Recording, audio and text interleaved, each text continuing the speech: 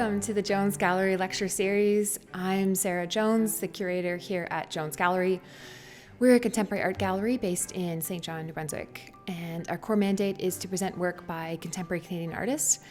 But art education and art history is important to us too, and we think that art history especially should be open and accessible and understandable, and most importantly, free. If you would like to support our efforts in this, so we're viewer supported, this lecture series. If you would like to support us, you can contribute at jonesgallery.ca/arthistory, and your donations go fully into funding all of this and what we do and keeping it free, just like The Guardian, or practically The Guardian, producing content out into the world and relying on the contributions of our readers and viewers. So please do support us. We appreciate it very much. Today we'll be taking a close look at Bosch's triptych, The Temptation of St. Anthony, from around 1501.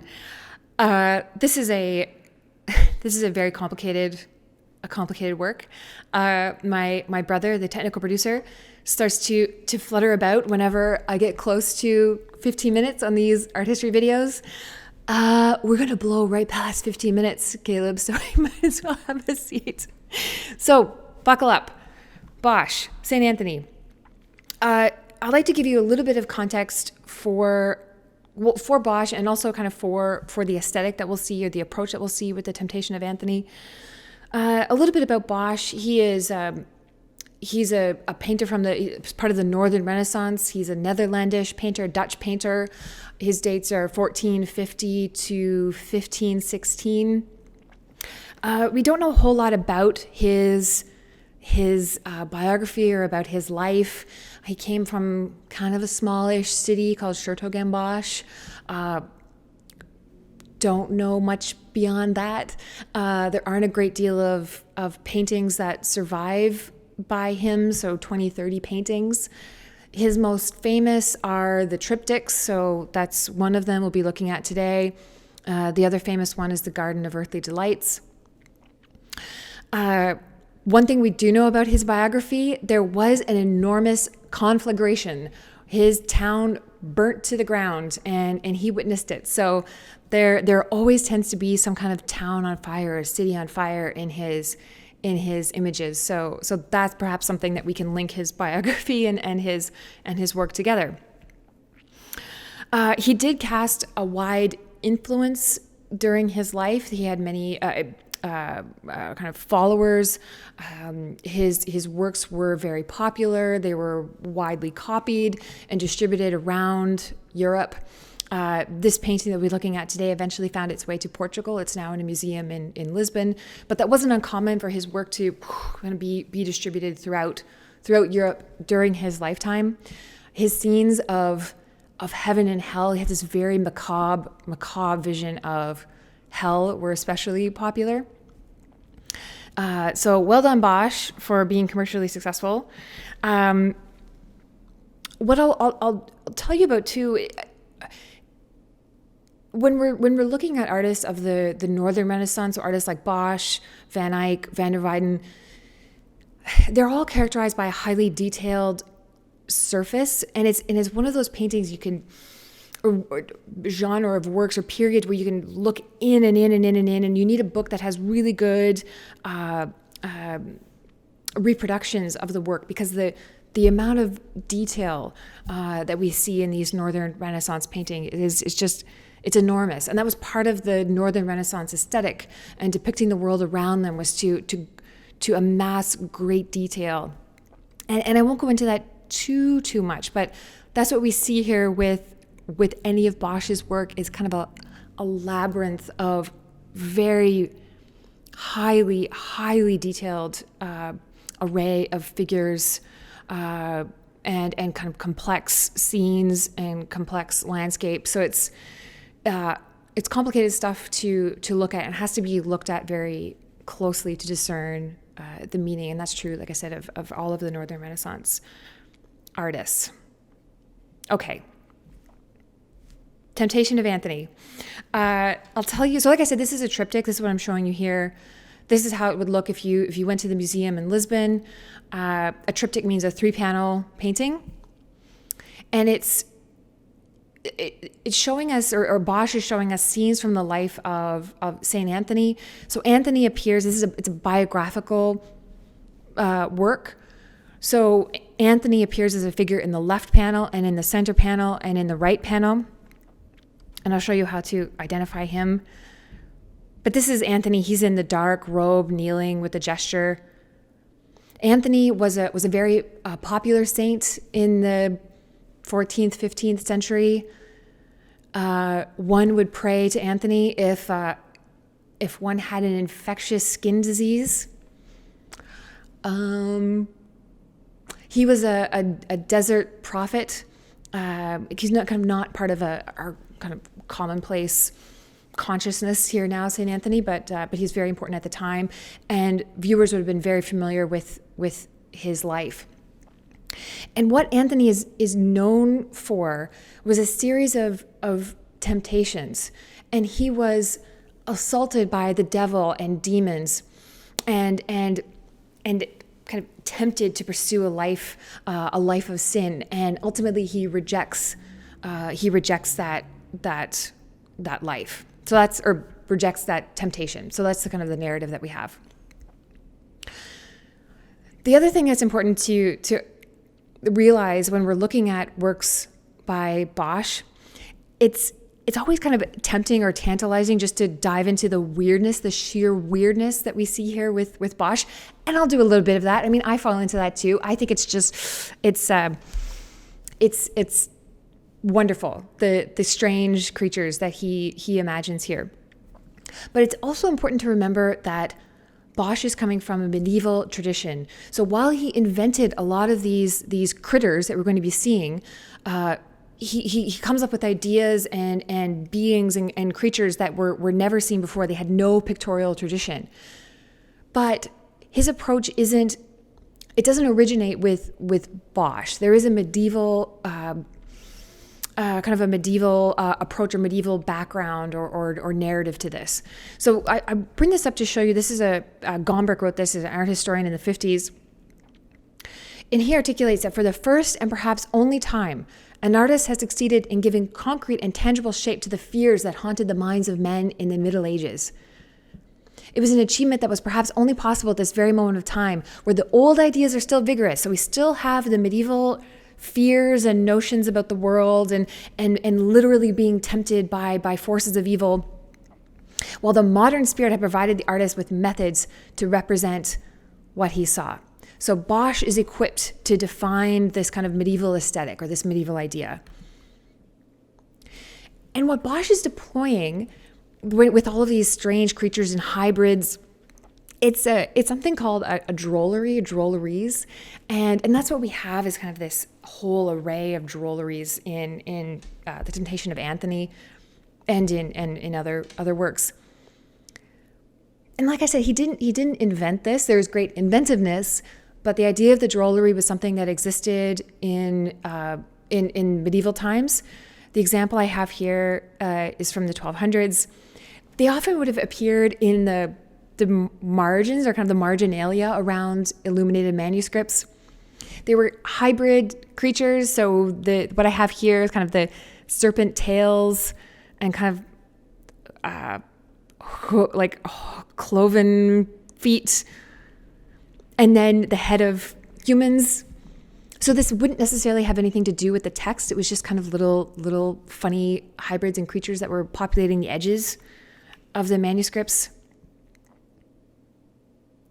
This is from a book of hours. Again, it's depicting a topsy-turvy world where animals are pushed together, and the heads of humans or the bodies of humans are transposed with those of animals, or completely strange animals are created. If you ever have a chance, look up rabbits or hares, killer hares appearing in medieval manuscripts. It's a topsy-turvy world. And in the Middle Ages, they're great. Killer hares.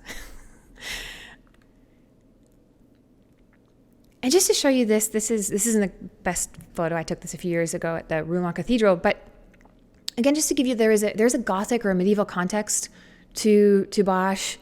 And we can see here this amalgamation of animals and humans. So the torso or head of a man and the body of like a fawn or a goat kind of creature, or a lion, or the body of a human and the head of a dog. So these type of imagery would have been, or this type of imagery would have been very commonplace to the people of Northern Europe, right?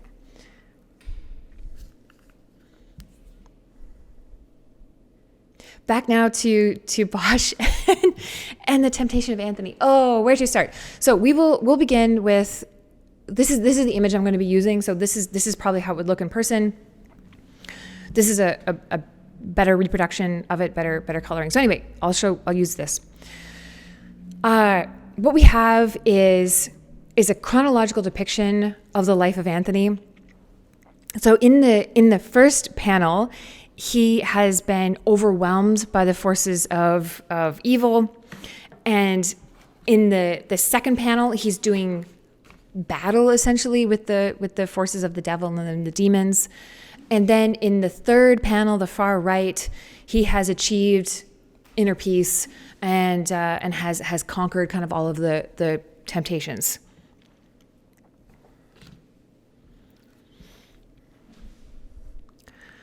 We'll start now with, just bear with me. I know it's difficult to kind of follow where I am in the scene. So I'll keep going back to the triptych or the panel as a whole, and then we'll move in closer and closer and kind of delve into the details.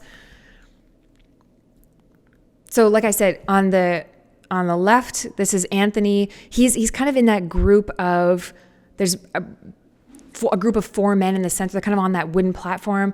Anthony is in the middle, and he's being carried. So he's been physically and mentally overwhelmed by this assault from the demonic forces.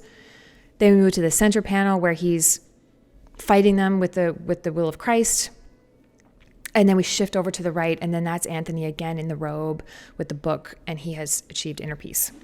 That's the essential narrative that we have here. Am I going in the right direction? Yes. Okay. So we'll start with the first panel. Here we have Anthony.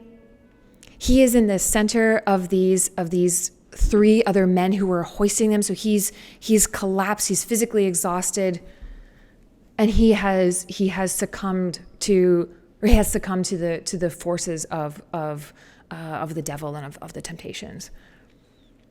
He's been overwhelmed. In the upper portion of the panel, we have, where to begin with this? Well, what we're seeing often is a manifestation of what's happening in Anthony's mind.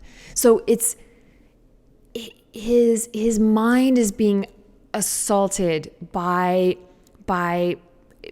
demons, essentially. And so evil for Anthony appears either as something grotesque, something hybrid, like the drolleries that we've seen, that I showed you previously, that existed in medieval tradition.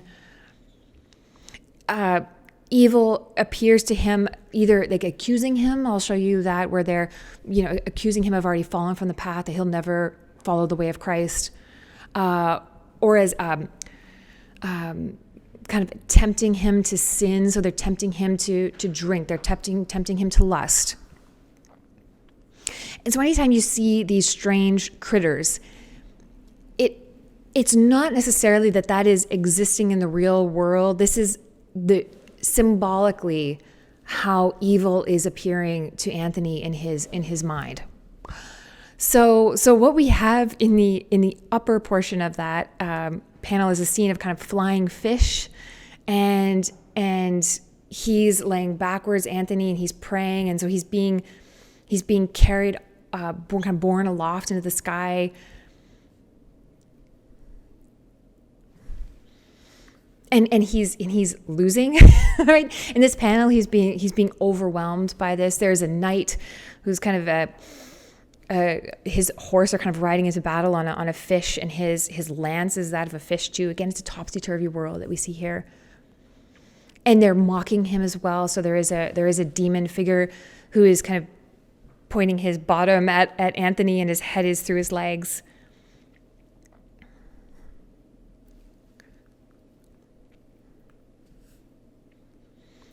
Then if we shift down the panel slightly,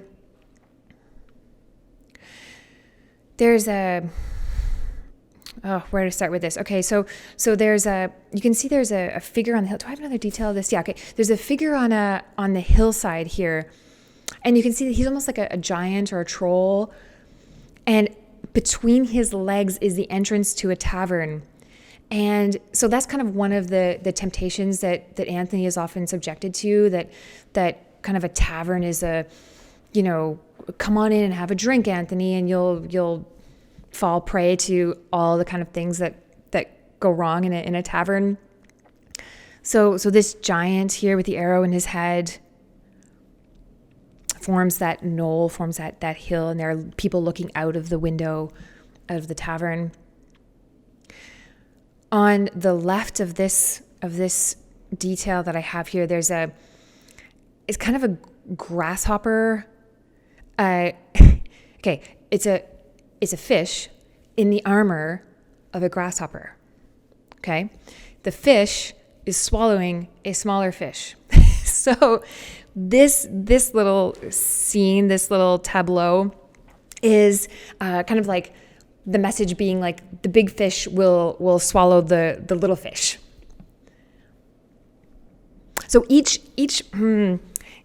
little creature or each scene in this can be read as kind of an individual symbol or an individual metaphor as well.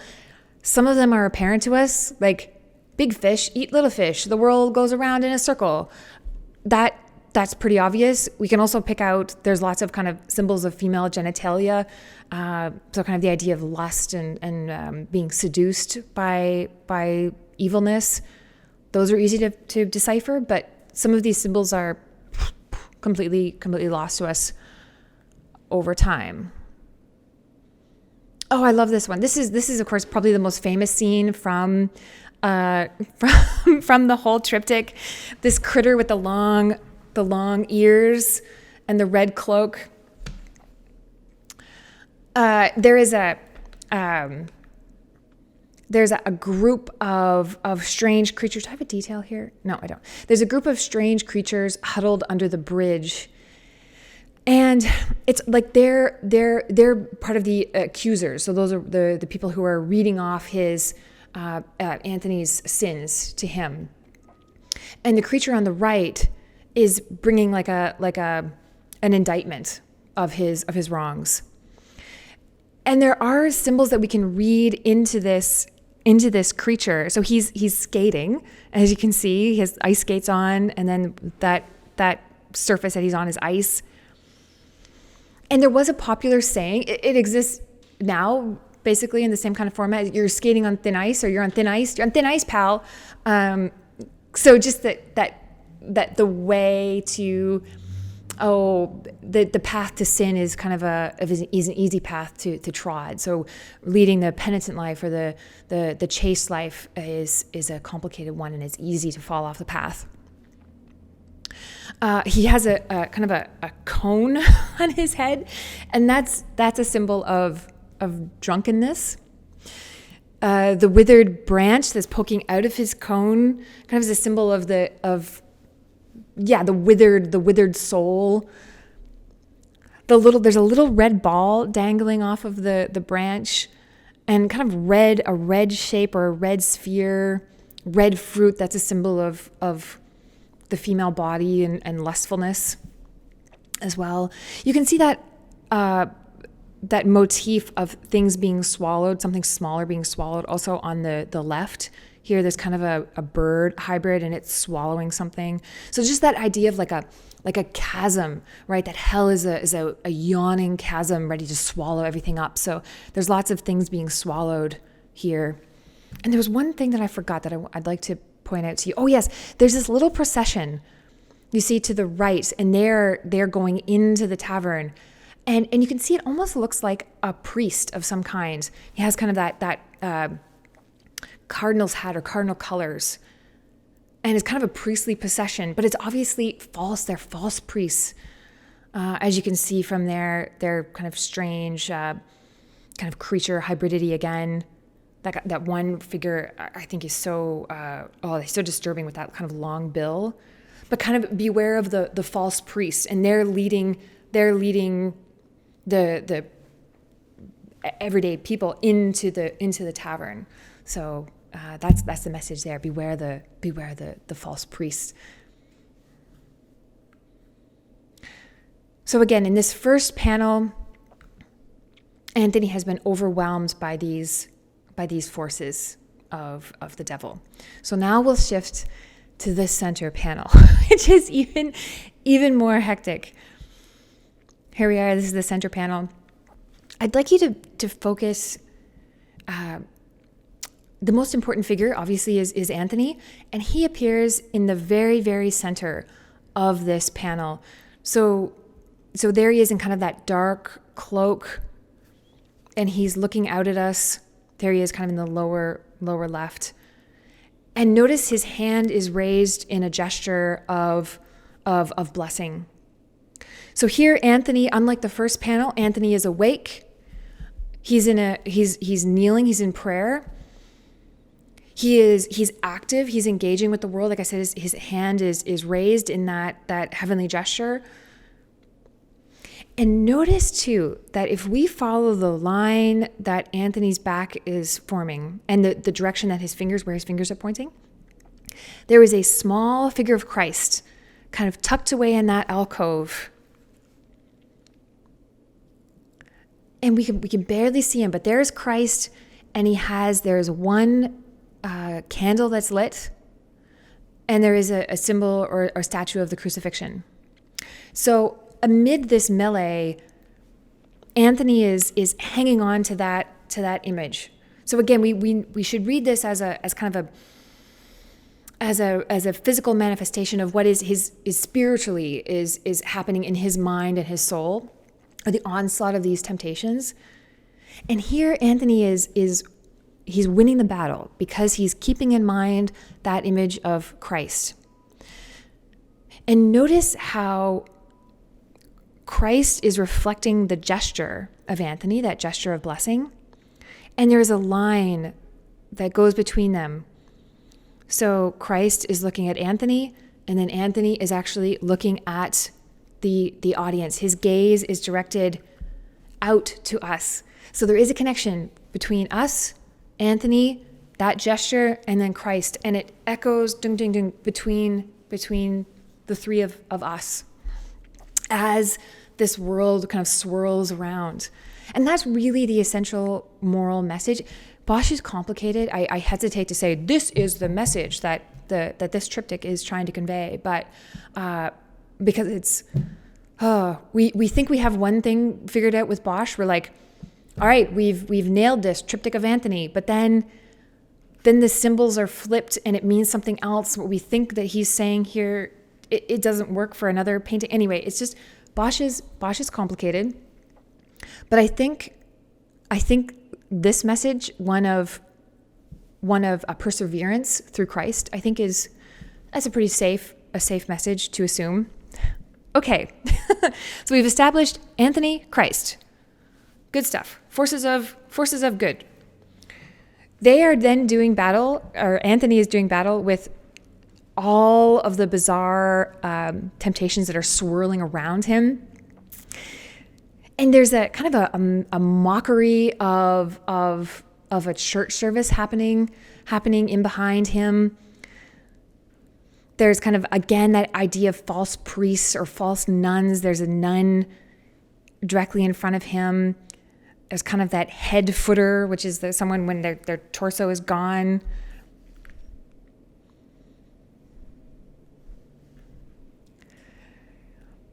They're having, again, it's a kind of a mockery of the ritual of the Eucharist. So there's a little frog you can see being born aloft on a plate, and he has an egg, which is again kind of a symbol of the Eucharist, but a topsy-turvy symbol. And these people are performing the Eucharist, but they're obviously not. They're not quite right. There's something amiss here. and this strange procession happening in behind. There are people. Do I have a detail? Oh, good. They have these people who are partaking in the mass, or this parody of the mass. One is carrying a lute, along with a little dog gesture, and then the other one has a hurdy-gurdy. And these are instruments that would have been symbols of kind of sensuality, or instruments that are played outside of the church. They're not associated with sacred music. So I think Bosch is saying here, be careful, watch the hurdy-gurdy. Don't fall prey to that kind of secular music here. So they don't have sacred instruments. Keep an eye out too. There are always owls. Owls pop up quite often in the Temptation of Anthony, but then also in the Garden of Earthly Delights triptych. And owls are always symbols of kind of evil, something evil, bad. You never want to see an owl in Bosch anyway. That's all I'll say there. And then I'm moving down to the right slightly here. So you can see there's Anthony in the center. I'm moving down to the lower right. And there is, again, they're meant to be kind of evil monks that are, you can see the hair, and they're reading from some liturgy, but they're obviously, they're not who they appear to be. These three figures of that are partaking in the mass. And you can see that one figure, the main figure that's closest to us, that kind of rodent-like with the glasses, his entrails are spilling out the back, so that it's like the words, or it's poisoning him, right? And his body is decomposing in front of our eyes. I have no idea what that white fish thing is. No idea. But there's that funnel again. You can see the funnel being worn as a hat, so a symbol of drunkenness. So just again, loading up with symbols of they themselves, these false priests, fall prey to all of the sins to which they're trying to tempt Anthony. Now I'm shifting over to the left of the center. Kind of an evil parade as part of this mass. They're following the hurdy-gurdy along. There's a pair of armored dogs that look cute from afar, but when you get in close, they're creepy dogs. There's a knight, again, a false knight with a kind of a rotten tree or hollow tree as a helmet, and his steed is this horrifically ugly white demon critter. I think he's probably the most terrifying figure of the entire triptych, really. But that withering, the withering branch, like a symbol of evil. The way that the hollow, that the branch is cracked and there's a space, that's a symbol of female genitalia. The wheel is a symbol of torture. So it's kind of this parade of torture and of bad things kind of coming in behind the musicians here. So just to position you again, we talked about the center. We went down slightly to the lower right, and then I showed you that funny looking white demon on the left. So now moving to the very bottom left, in that it looks like a piece of fruit, so an oversized piece of fruit, red fruit. That's a scene straight out of the Garden of Earthly Delights. I mean, the Garden of Earthly Delights came later, but this is very similar. So the red fruit, again, is a symbol of kind of female genitalia, and it's hollow. It's a hollow fruit. And there is the creature in the basket is probably the most important one here. That's the personification of Wrath, so capital W, Wrath, and who's wielding a blade. And again, there's a creature with a musical instrument, non-sacred music, kind of kneeling at this water, this poisonous pool.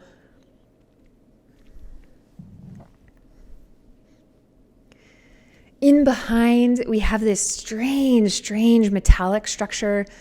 One's kind of like an egg shape, and there are people kind of diving down into the brackish water, just again kind of resorting to all kinds of bad behavior. There's a bit of what looks like a pub or a kind of a tavern as part of this again. So kind of earthly temptations.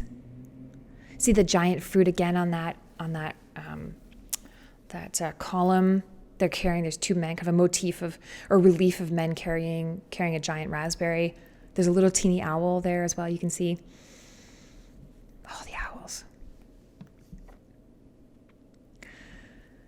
So that was showing you to the right, just above the right center.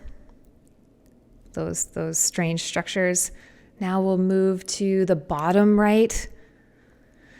This is like a parade of nobility, and again, it's kind of like the nobility but turned upside down. So where they would be on, noble steeds, the noble, the gentry, the upper class. Here they're on animals of, one's riding a mouse, one's riding kind of an empty jug, again, an empty vessel, right? So like we have that idea that you're an empty vessel.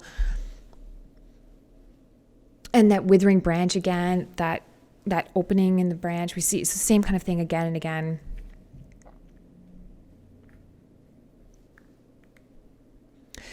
Moving to the far upper left, we have that conflagration. There is a town that is being burnt to the ground. Demons are flying around, obviously stimulating the flames.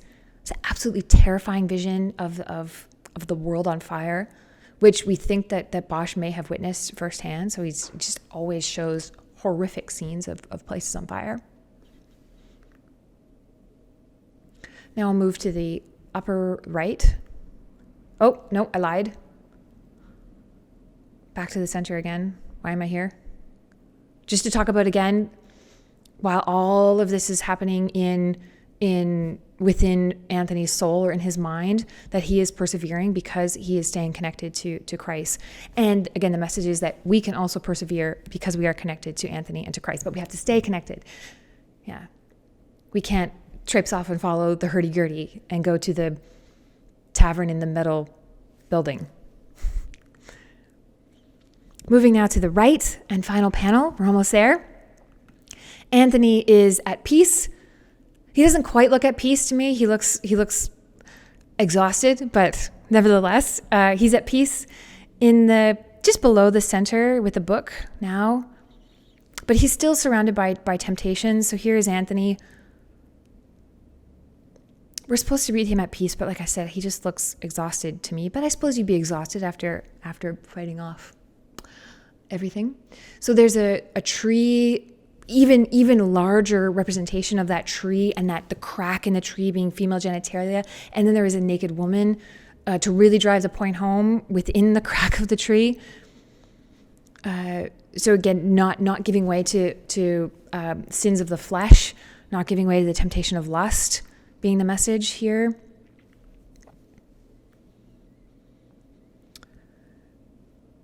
In the lower quadrant, there's again, kind of a game, a warning against kind of secular delights, this kind of dancing around this table.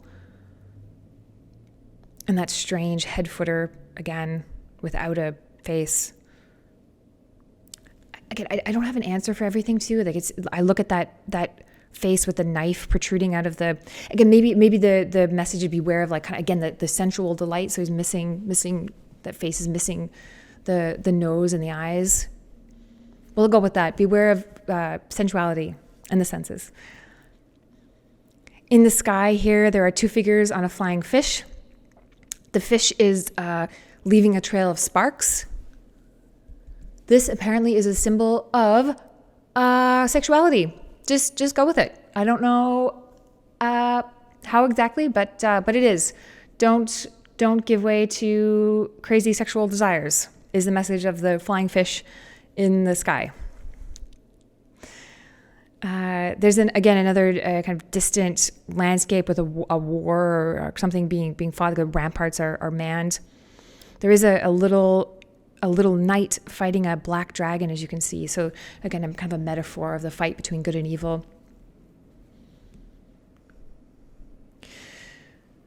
And there we are. So this is by any means, this is not an extensive analysis of the Temptation of Anthony, but hopefully it's enough so that you can look at it and begin to decipher both the narrative and start to see some of the symbols that recur again and again. Thank you very much for watching and staying with me for that long session on Bosch. You can support the lecture series by donating at jonesgallery.ca/arthistory. Technical support today by Caleb Jones, and I'm Sarah Jones. Thank you for watching.